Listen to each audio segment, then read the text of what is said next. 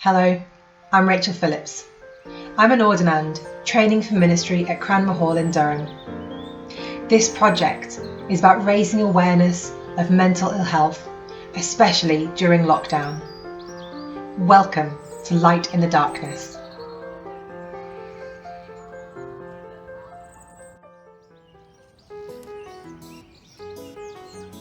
In a very different interview to the ones we've seen so far, I'll be talking to published scientist and ordained minister Revd Jen Croft about what's going on with our brains in lockdown and how mental disorders are treated. It's fair to say that there's more to our dog collar wearing vicar Jen than meets the eye. Before being called to ordain ministry, Revd Jen spent her first career in a white lab coat, researching the human body, pharmacology and physiology. She also worked in heart research and lung disease research. She studied psychology, written academic papers, and she's an astronomer to boot.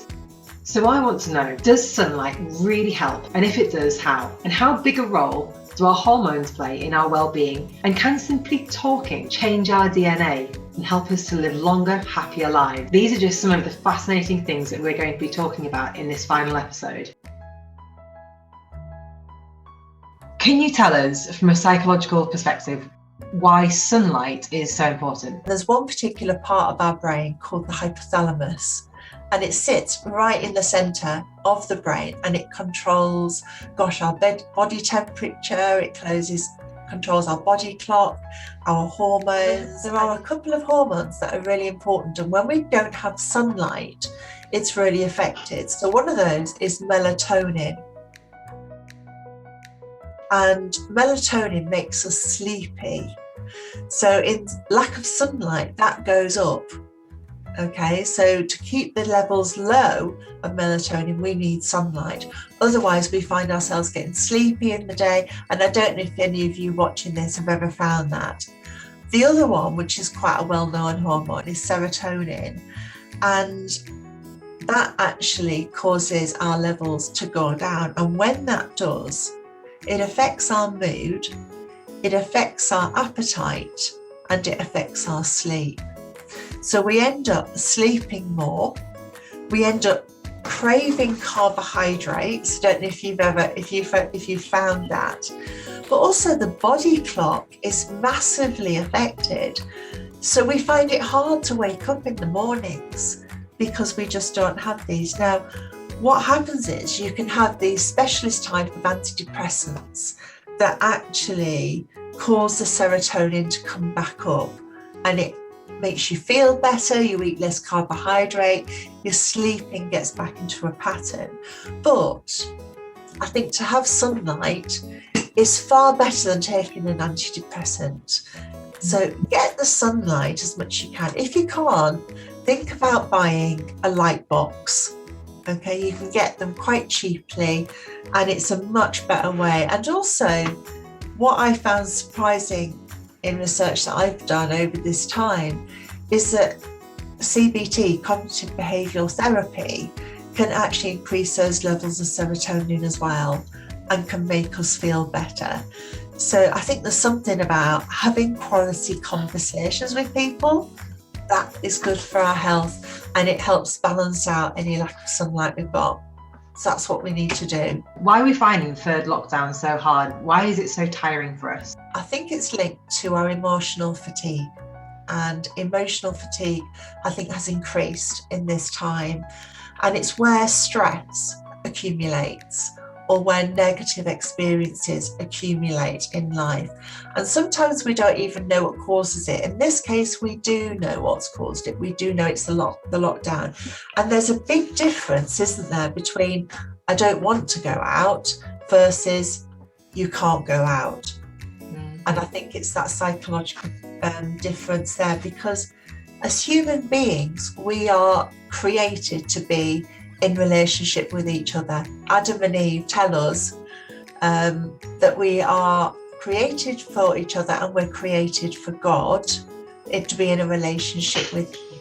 And it deprives us of that basic sort of interaction. And when we don't get that social interaction, our emotional fatigue builds up. Because if you're a natural extrovert, for example, where you get your energy from encounters with people or situations, it really can drag us down. And even for introverts, they still need a certain amount of human interaction to kind of balance out that emotional fatigue. If we do get it though, in this time of lockdown, we can get anxious, we can get apathy, we can get depression, loss of hope. This is cheering us up, isn't it? Feeling powerless in the situation, irritable, we can feel lack of motivation. All those things can just build up and even feel a bit tearful sometimes. Maybe part of the challenge is being aware of it. Now, one of the myths is that the levels of anxiety and depression have increased as lockdown has gone on. In fact, that's the reverse. I know certainly the University of Sheffield have done some research on this, and in the Lancet, one of the medical journals recently, it showed that when the first lockdown began, anxiety and depression went up threefold. Wow. Threefold. But by October, those levels were dropping. And actually now we are back to where we were just before lockdown. Now, bearing in mind, some people probably might have had anxiety or depression issues before lockdown. So we've almost come back now. We're coming back slowly to our default position. And I think that's really encouraging. But some of the things we can do with emotional fatigue, talking really helps. Talking to each other, talking therapies are really important. Mindfulness, which is something I know that Colin has spoken about, and also daily exercise. And not everybody can exercise because of health issues. So it's doing those other things as well, and eating healthily. It all helps with that emotional fatigue and just getting through this last bit of lockdown. We all know we should eat healthily. We all know it's good to get exercise, that being around people is good. But what you're saying is, from a psychological, scientific perspective, these things actually work. These somehow change our brain and can help reduce levels of depression and anxiety. That's amazing. There's something going on chemically within the neurotransmitters in our brains. It actually changes our DNA on the X chromosome.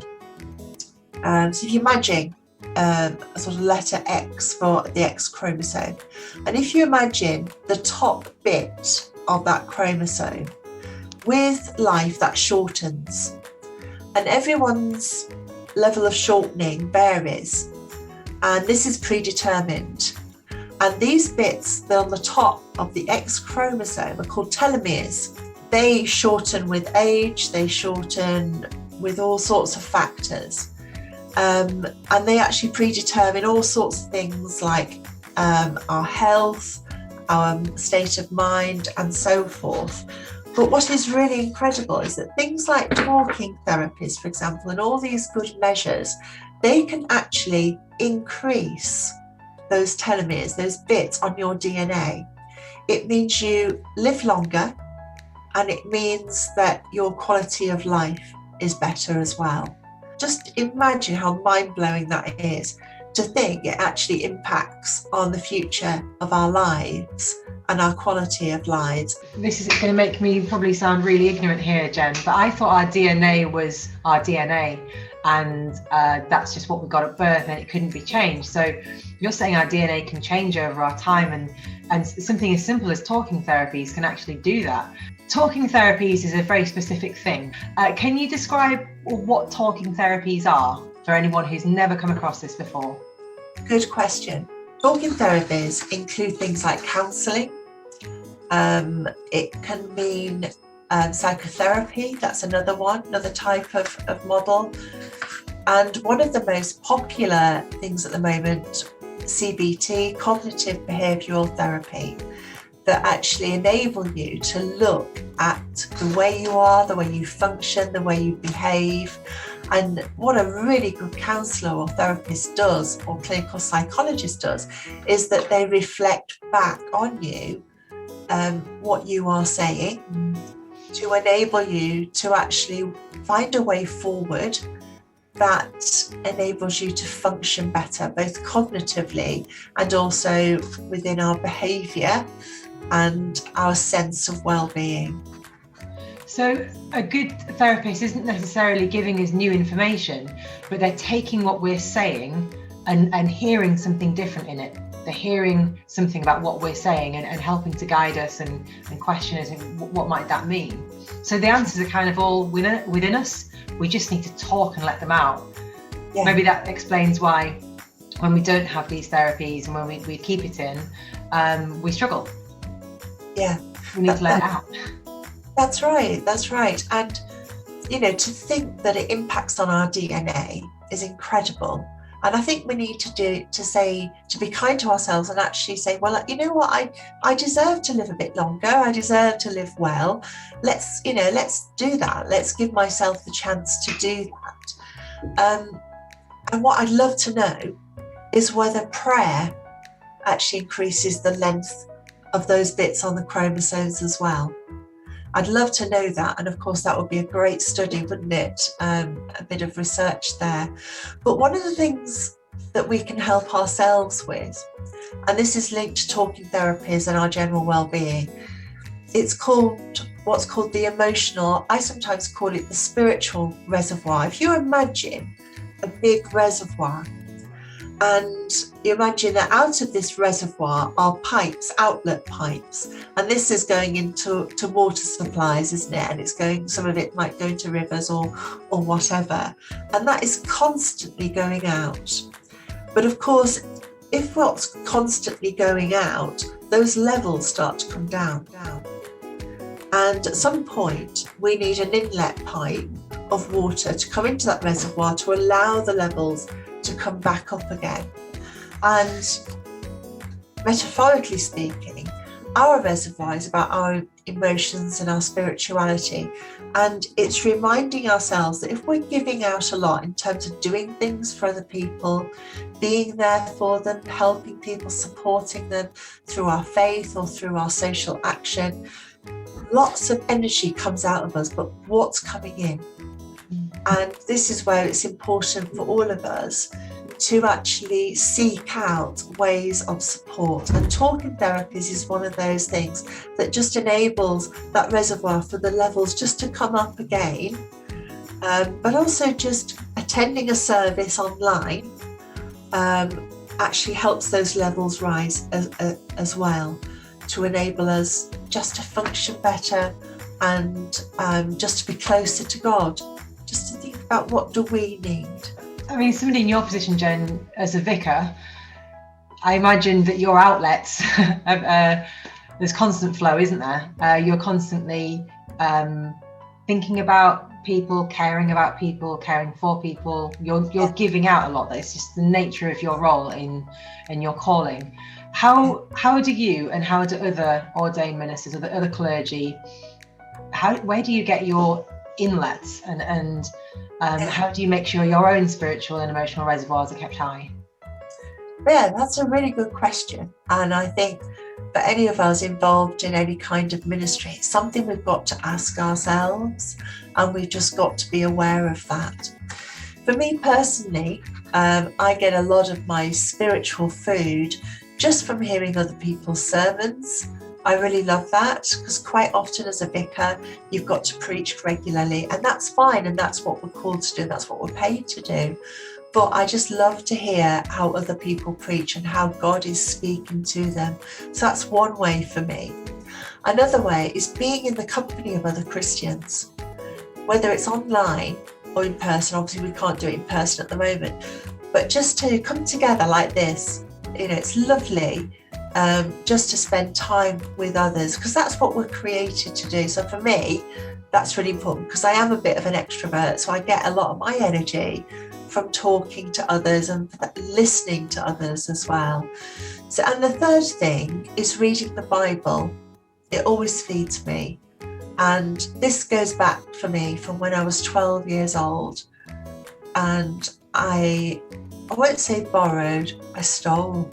Confession, I stole my brother's Bible from his bedroom while he was in the Royal Navy and he was away on ship, and it was a Gideon's Bible, And in the front of that Bible, doesn't it, it tells you where to find help when, and then it gives you a list of actions of, you know, where in the Bible that you might find that verse of help.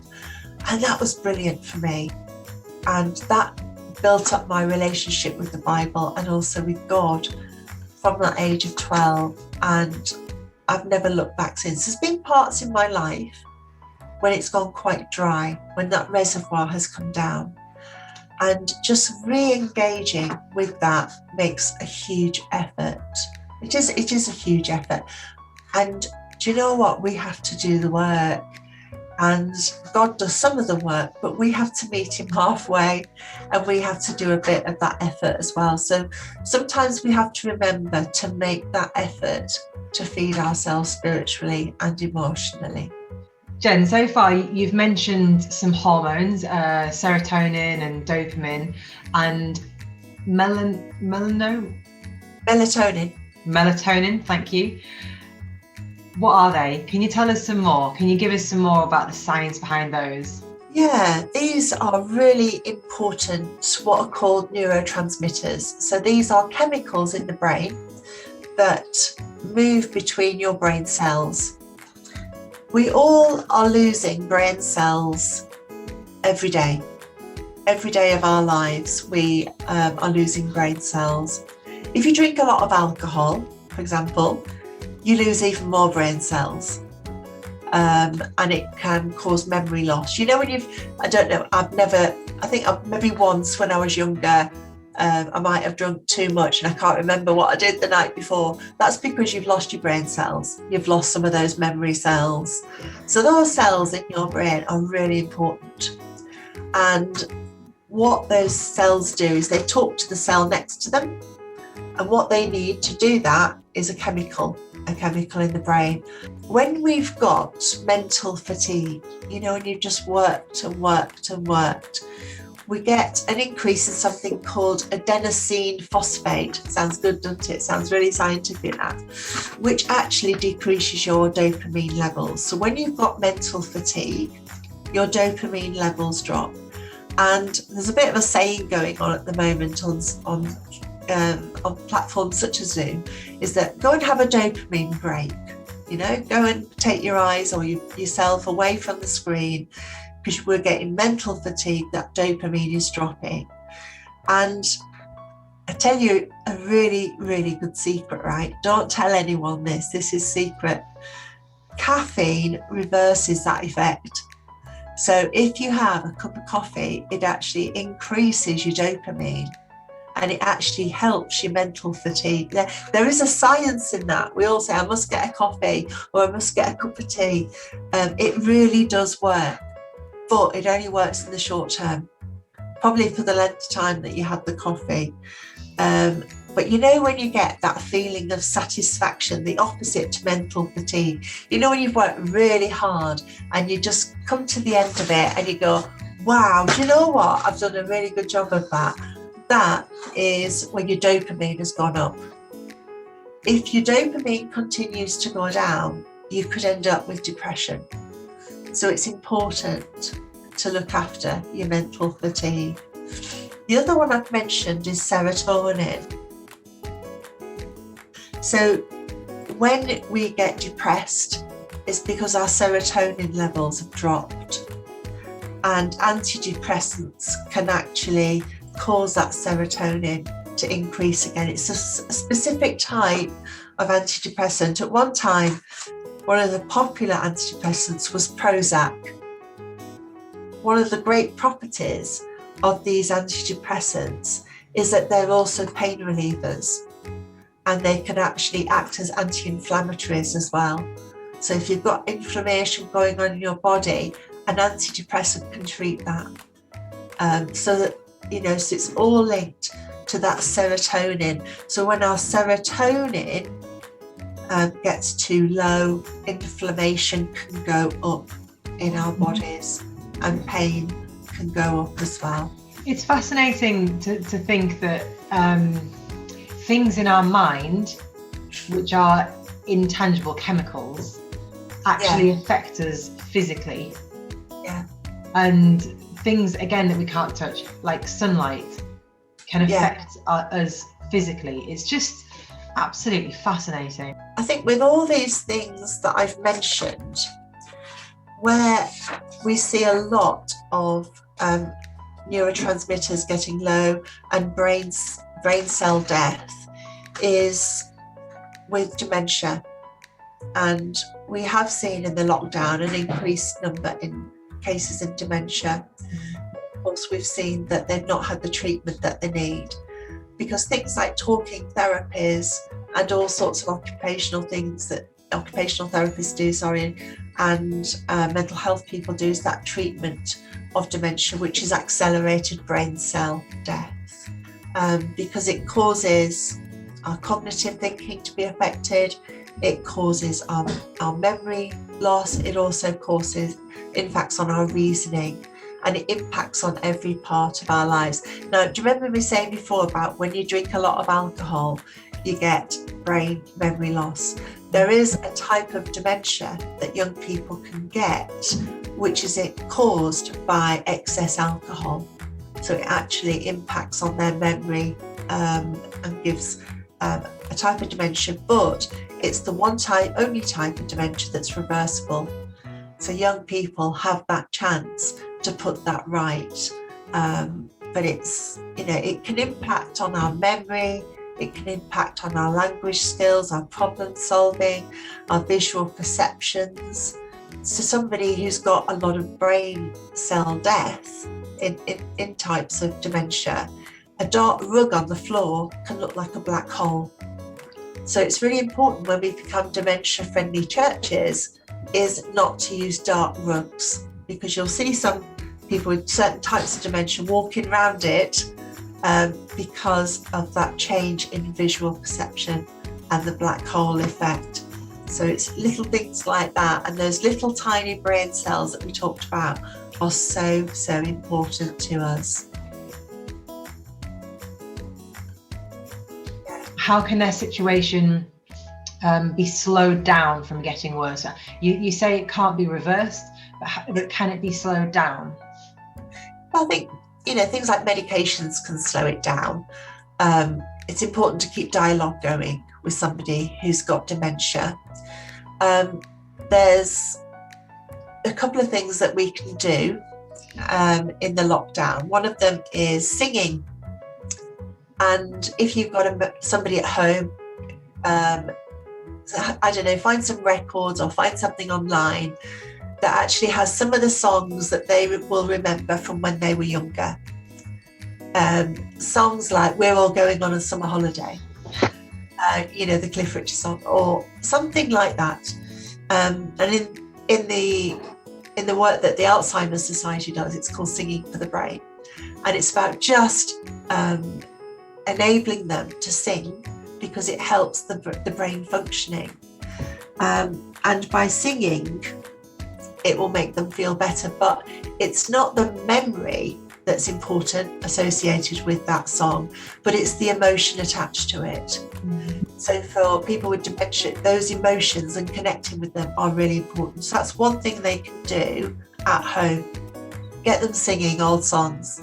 Something that we are finding helps at the moment for not only dementia, but also bereavement, and possibly other mental health issues, is using memory boxes.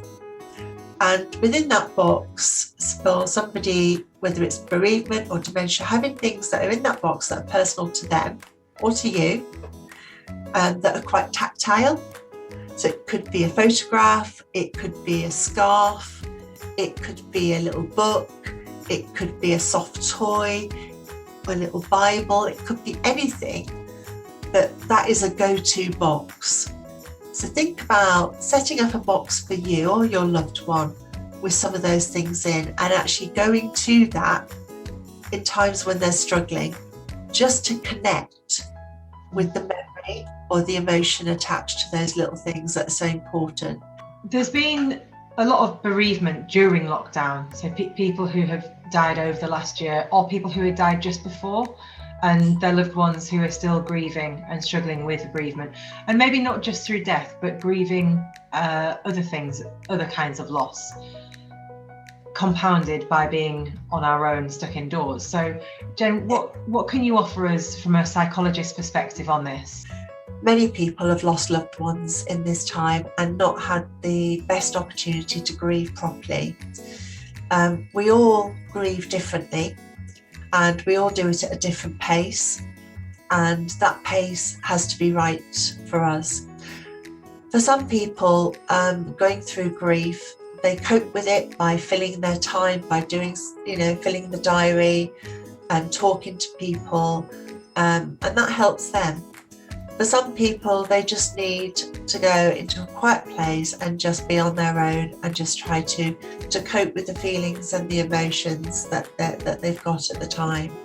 I would encourage people that have gone through bereavement during the lockdown, but also people that have gone through bereavement before the lockdown, that have not had a chance to talk about their bereavement or explore it. We will be able to do this, and we're going to be doing this course soon, and it's called the Bereavement Journey, and it's associated with the website called www.ataloss.org, where people can find out more and ways that that this course will be able to help us. So this course will be available, and it will probably be available as a rolling program, and online, and also in face-to-face as well. And we would just encourage other churches to think about doing this as well, because we are going to have a tsunami of grief when we do come back together, for those that have lost people due to COVID or to other reasons during this lockdown. And it's just important that we do this, because something that I mentioned earlier, it's about enabling us to live the best kind of life that we can. And who knows, it might impact on our DNA and improve our quality of life. It's exciting to hear that our church is going to be running a bereavement course in the near future for anybody who has either experienced grief and bereavement themselves, or just wants to learn about how they can support other people. So that's definitely good to hear. But we also have a pastoral care team. Can you explain who they are and what they do, what their role is within our church? The pastoral care team consists of certain members of the clergy that are active in the care of people in the parish, looking after our emotional and spiritual needs and supporting people, particularly through this time. There's different things that we do, and some of it is telephone ministry. They would just keep in touch with some people who are perhaps more vulnerable than others, and just catch up with them on the telephone. They support people in all sorts of ways. And one of the things that we've started doing, for those that don't have internet access, we're just making sure that they have what are called service summaries, which include copies of sermons and services that we've done online, so they can actually read it on paper. And we're trying to work with people from the pastoral care team to support people in the parish. And mental health is also one aspect of that.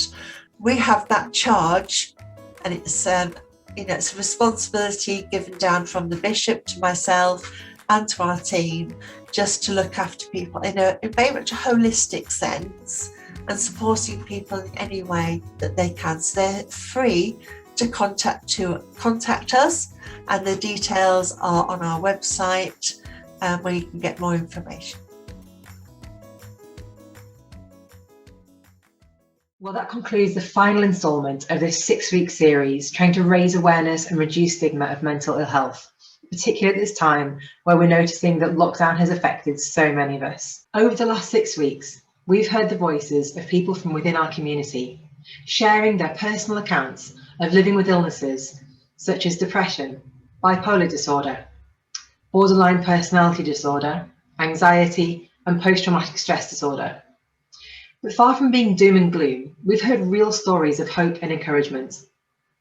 Although recovery is neither linear nor even certain, and that setbacks are all part of recovery, we've heard how sufferers have adapted and learned to live and manage their own mental ill health, and how they approach life differently now. When I look back over the interviews, a few key things come up time and again. Firstly, If you're struggling, tell someone, speak out. Tell someone that you trust, whether that's a doctor or a friend or even a chaplain. Tell someone and share what's going on. That's the first step to getting help. I've also heard time and again that we can't underestimate the power of community. We can't do this alone, but we also don't have to. We need each other. We need each other to lean on. And lockdown has taught us that we really can trust our friends and our neighbours and even complete strangers to get round us and help us when we're struggling. Humanity is a wonderful thing, and it's real. Lockdown has taught us that. And finally, there are lots of little things that we can all do to help our own mental health that are as effective as they are ordinary. They include getting outdoors, connecting with nature and sunlight, talking, and trying to be present in the moment and be aware of our place in the world. And whether we do that through meditation or through prayer or through other mindfulness techniques is our personal choice.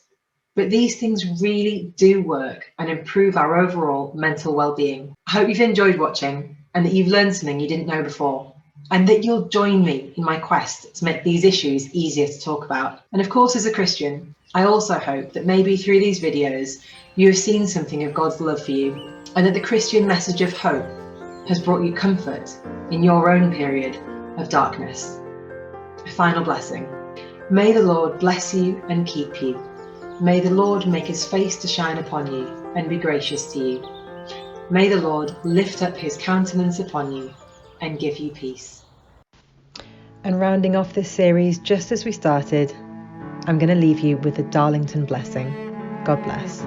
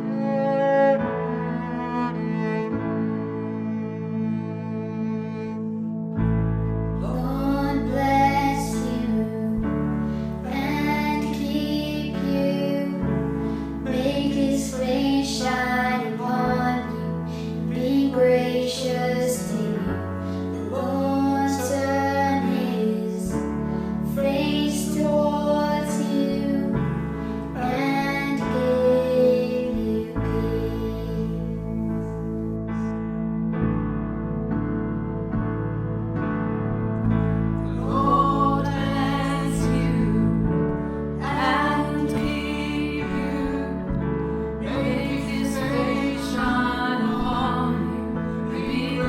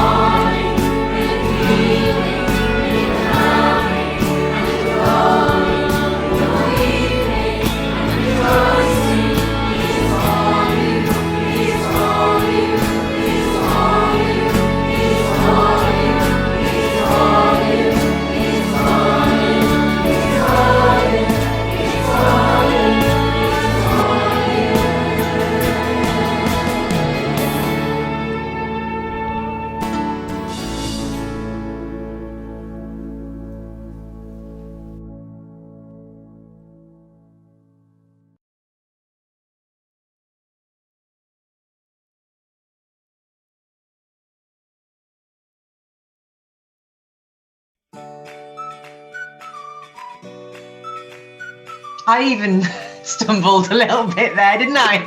I said today instead of this day. And I've got the words. Those who trespass against us, for thine is the glory and power. I've forgotten the words. Oh, well, at least that's you and me both. This would be good for the outtakes. You were so close. A brainstorm.